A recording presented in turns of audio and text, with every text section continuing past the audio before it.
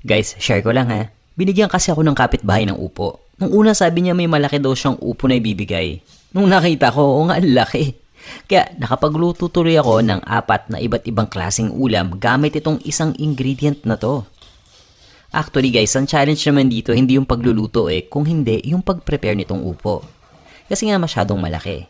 Kailangan pa nating balatan tapos hiwain. Medyo marami tong hiniwa ko pero okay naman dahil nga nung na-prep ko na tong ingredient, nako smooth sailing na tayo. Ang una kong niluto ay yung tinatawag na ginisang sardinas na may upo. Ang dali lang gawin at budget friendly pa. Ang gusto ko kapag nagluluto ng dish na to, yung bawang, tinutusta ko talaga. Ang sarap kasi kapag tostado, di ba? At nilalagay ko nga yung sibuyas pagkatapos. Then nilalagay ko naman dyan yung upo at ginigisa ko lang mga 3 minutes. Naglalagay ako ng Nordic Wood seasoning, yan yung pampalasa natin. Tapos tinutuloy ko lang yung pag-isa dyan ng mga 2 minutes pa bago ilagay yung sardinas. Para sa recipe na to, 2 maliliit na lata ng sardinas ang ginamit ko. Pero ang totoo niyan, kahit isang lata lang okay na Ang importante, malasa yung niluluto natin. At marami naman tayong gulay, di ba? Nakakabusog na yan. At budget friendly pa. Nilalagyan ko lang talaga ng tubig para may konti tayong sauce. At tinitimplahan ko na yan. Paminta at asin lang katapat niyan, okay na.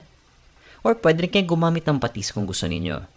At para nga hindi masyadong malansa, nagpipigala ako ng konting lemon. Mas okay kung may kalamansi kayo. At ganyan lang kasimple. Yun nga lang kapag ganito yung ulam, talagang mapapakanin ka, diba? Pero ang sarap. Sinunod ko naman dyan itong sabaw na to. Ito yung miswa soup. Ang ginawa ko dyan, nagisa lang ako ng usual, bawang, sibuyas, tapos konting giniling lang. Hindi naman natin kailangan paramihin dahil ang pampalasa natin guys, ito, Knorr pork cube at saka patis. Pagkalagay ko ng Knorr pork cube, hinahalo ko lang yan tapos maglalagay lang tayo ng tubig.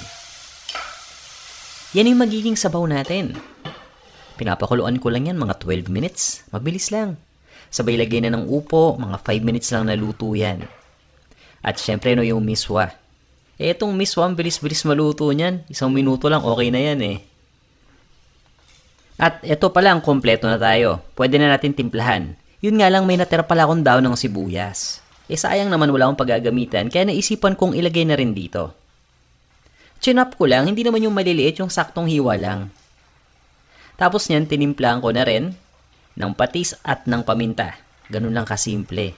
Yan ang ulam na agad, di ba? Ang dali pan lutuin. Tapos, meron din ako syempreng supply lagi dito ng tostadong bawang. Tingin ko, mas nagiging masarap itong sabaw na to kapag may tostadong bawang sa ibabaw. Ready na itong ating miswa soup. Yung iba kinakain niya nas no? Ako, kinakaninan ko pa yan Nakakabusog, di ba? Ito namang next natin, simpleng-simple lang din. Gagamit naman tayo dito ng dilis. Yung pinatuyo na, So, nagisa lang ako ng bawang sibuyas. Tapos, meron din tayo ditong luya. At ginigisa ko na rin yung upo agad.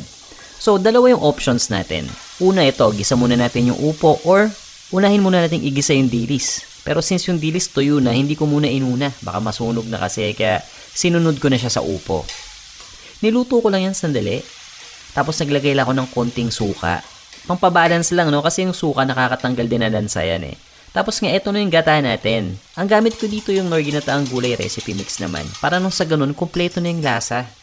At gawa rin to guys sa tunay na gata, kaya saktong-sakto, diba? Pagkalagay dyan, hinalo ko lang, tapos niluto ko lang yan, mga 7 to 8 minutes lang. Pinapakuluan ko dahan-dahan lang. Tapos naglagay ako ng sili. At yan na guys, ganyan lang kadali. Naglagay din ako ng paminta panimpla at ng patis. Pansin ko lang, lahat ng mga niluto natin, mukhang mapapakanin tayo palagi Ito na yung pang-4.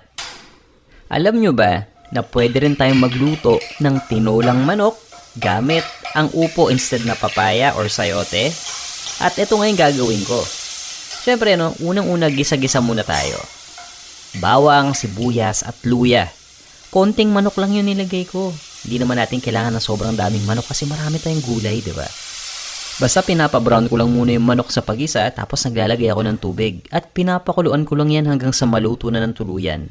Mga 15 to 18 minutes, okay na yun. Pagdating naman kasi sa pampalasa, ito yung nilalagay ko Knorr chicken cube para maging buo yung lasa ng chicken dito sa ating tinola. At once okay na nga yan, nilalagay ko naman yung upo. ito na yung last batch ng upo natin pero marami pa rin, di ba? Saganang-sagana tayo sa gulay. Okay na okay.